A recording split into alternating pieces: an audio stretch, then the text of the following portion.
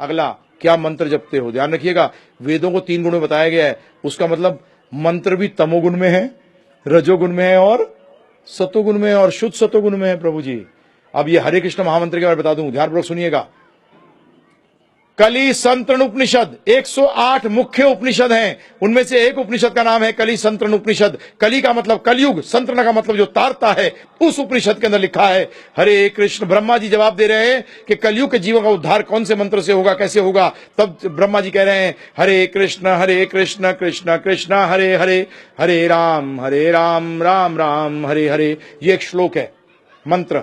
अगला मंत्र क्या है, अगला श्लोक क्या है? इति षोडशकम नाम नाम, इति षोडशकम, षोड़ होता है 16, ये 16 जो नाम दिए गए हैं हरे कृष्ण महामंत्र में, 16 नाम हैं। इति षोडशकम नाम नाम कली कलमश नाशनम, कलयुग में जितनी गंदगी और कला है उसको सबको नाश करता है। नातः परोत्रुपाय, इससे पर उपाय और कोई नहीं है। सर्व वेदेषु दृश्यते, सारे वेदों में दृष्टि डालने पर भी। अब मैं चैलेंज फेंकता हूं कि किसी और मंत्र को कलयुग के लिए कहा गया हो कि श्रेष्ठ है। मंत्रों की वेदों में कमी नहीं है, परंतु भैया कलयुग के लिए अलग मंत्र हैं, सतयुग के लिए अलग, त्रेता के लिए अलग और द्वापर के लिए अलग। अब बोलो गायत्री जब तक कि शुद्ध नहीं हो अंदर बाहर से, गायत्री छूने का भी अधिकार नहीं है। अरे गायत्री छोड़ो, ओम बोलने तक का अधिकार नहीं है, सुनने का और बोलने का। ये सिर्फ उन लोगों के लिए है जो कि शुद्ध हो गए। हम तो प्रभु जी, महाभारत कहती है, पुराण कहते हैं कलौ शूद्र संभवा, कलयुग में तो सब शूद्र पैदा होते हैं।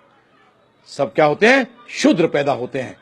और सॉरी, शूद्र चेतना वाले को इन मंत्रों पे अधिकार नहीं है। तो इसीलिए भगवान ने कहा यह हरे कृष्ण महामंत्र कोई भी जप सकता है, क्योंकि प्रभु जी गायत्री का तो ये कहा गया पहले स्नान करो, और स्नान करने के बाद, अब स्नान करने के बाद एक मक्खी मल पर बैठी और आप पे बैठ गई, तो आप तो चलते फिरते टॉयलेट हो गए।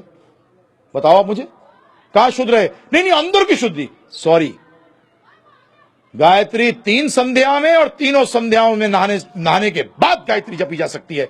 नहीं कलयुग में चलता है, कहां लिखा है? एक्सेप्शन टू द रूल मुझे दिखाओ। मैं तो आपको शास्त्र से कोट करके बता रहा हूं, कली संत्र उपनिषद से, कि कलयुग के लिए हरे कृष्ण कृष्ण कृष्ण हरे हरे, हरे राम राम राम हरे हरे। इति षोडशकम नाम नाम कली कलमश नाशनम, ना तह परोत्रुपाय, ना पर उपाय, इससे ज्यादा कोई नहीं है। सर्व वेदेषु दृश्यते, सारे वेदों में दृष्टि डालने पर भी। आप किसी अवस्था में इसको जप सकते हैं, आप नहाते हुए इसको जप सकते हैं, आप टॉयलेट में बैठे हैं तब जप सकते हैं इसको। परंतु एक चीज ध्यान रखिएगा, कलयुग में कहा गया है कीर्तन, ध्यान योग है सतयुग के लिए, त्रेता है होम, द्वापर है मंदिर, और कलयुग है हरिनाम, भगवत प्राप्ति के लिए। परंतु इसको उच्चारण करिएगा, और उच्चारण करते हुए ध्यान से सुनिएगा। आपकी जानकारी के लिए, मन का गेट है, भागता है ना मन, भागने के लिए गेट चाहिए होता है, और मन का गेट ये मुंह और कान है। इस गेट को बंद कर दीजिए और आपको देखेंगे मन कहीं नहीं भागेगा, और इसको खोल दीजिए यूं सरक जाएगा। हरे कृष्णा। जल्दी। ब्रह्म का क्या अर्थ है?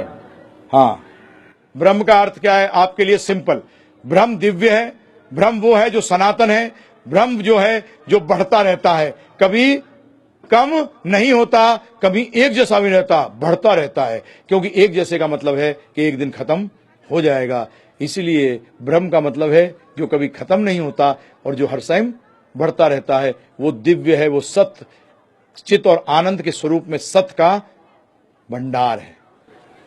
क्या इस जन्म का फल अगले जन्म में मिलता है? इस जन्म का फल इस जन्म में भी मिलता है और अगले में मिलता है। ये मत सोचना अगले में मिलेगा। एक आदमी को चाटा मारा, रिटर्न फल मिल गया उसी टाइम, इंस्टेंट, उसने रिटर्न चाटा में लगा दिया, बराबर हो गया हिसाब उसी टाइम। हर टाइम ये मत सोचना अगला जन्म इंतजार करना होगा चाटा खाने के लिए, हाथों हाथ भी मिलता है। हाँ, कृपया पुनर्जन्म के संबंध में वेबसाइट दोहराएं।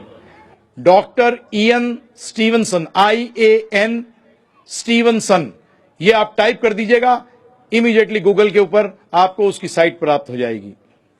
तब स्कूल समझ में नहीं आता तो स्कूल बदल लेते हैं, क्या आध्यात्मिक गुरु को भी बदल सकते हैं? अगर बदल सकते हैं तो शास्त्र मत के हिसाब से समझाएं। गुरु, पहली बात तो अगर वो संप्रदाय से है, परंपरा से है, तो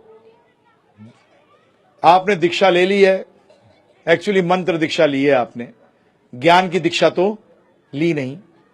तो ऐसी स्थिति के अंदर आप जिस गुरु से अपने शंकाओं को दूर कर सकते हैं, जो परंपरा से हो, उसके शरणागत हो जाओ, वो आपके शिक्षा गुरु हो जाते हैं। और शिक्षा गुरु और दीक्षा गुरु में कोई भेद नहीं होता, तो आप उसकी इज्जत उतनी करते हैं। परंतु अगर वो परंपरा से नहीं है, वो कृष्ण भक्त नहीं है, तो वो गुरु ही नहीं है, तो उसको छोड़ने की कोई बात ही नहीं होती।